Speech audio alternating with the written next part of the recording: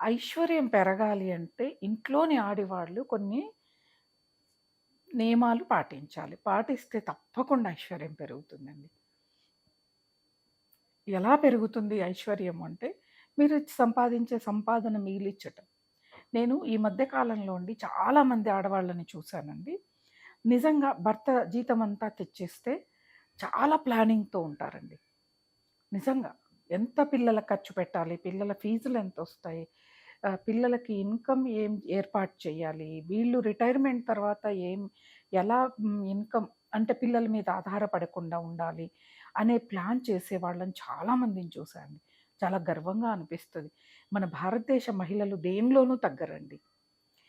ఇందులోనే వీళ్ళు నిష్ణాతులు అనేది కాదు. అన్నిట్లోనూ నిష్ణాతులు. అంత శక్తి ఉన్నవాళ్ళు. యుద్ధం చేయమన్నా యుద్ధానికెళ్ళేంత ధైర్యం ఉన్నవాళ్ళు. ఏ లక్షణాలు? ఎప్పుడు అండి భక్తి భావంతో ఉండాలి ఇంట్లో. మహిళ ఎప్పుడూ కూడా నెగెటివిటీ ఉండకూడదు. భర్త బయటికెళ్తేనో, భర్త స్నేహితులను కలిస్తే చికాకుగా, కోపంతో, భర్త బట్టలు కొనుక్కుంటే కోపంతో, "నువ్వు కొన్నావు, నాకు కొనలేదు" ఇలాంటివి ఉండకూడదు. ఆనందపడాలి కదా! భర్త బట్టలు తెచ్చుకుంటే, భర్త స్నేహితుల దగ్గరికెళ్ళి తిరిగొస్తే, ఎప్పుడో ఒకసారి వాళ్ళు కూడా కొంచెం కుటుంబానికి ఇప్పుడు మనం పుట్టింటికెళ్తాం కదండీ! కుటుంబానికి దూరంగా. మరి వాళ్ళెక్కడికెళ్తారు?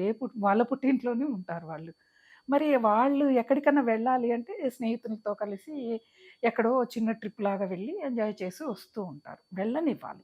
ఈ లక్షణం ఉంటే ఆడదానిలో, క్షమించే లక్షణం ఉంటే మహిళ, ఆ ఇల్లు స్వర్గసీమ. ఆ ఇల్లు అష్టైశ్వర్యాలతో నిండి ఉంటుంది. ఓర్పు సహనంతో మహిళ ఎక్కడ ఉంటుందో అక్కడ లక్ష్మీదేవి స్థిరంగా ఉంటుంది.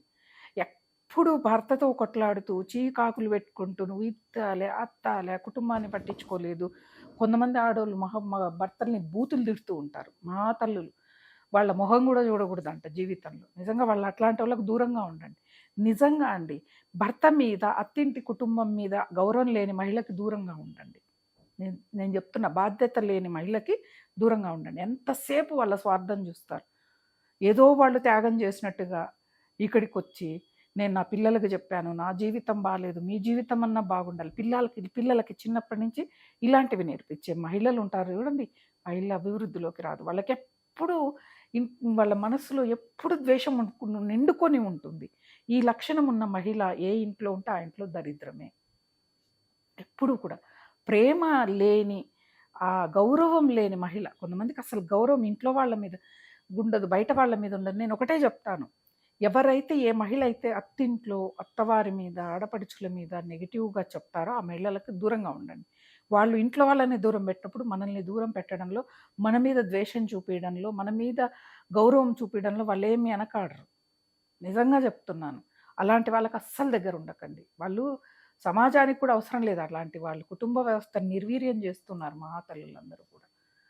ఈ లక్షణాలు ఏ మహిళకి ఉంటాయో ఆ ఇంట్లో లక్ష్మి ఉండదు. ఏ లక్షణాలు ఉంటే లక్ష్మి ఉంటుందో కూడా చెప్పాను కదా! మహిళలందరూ ప్రయత్నం చేయండి తల్లి.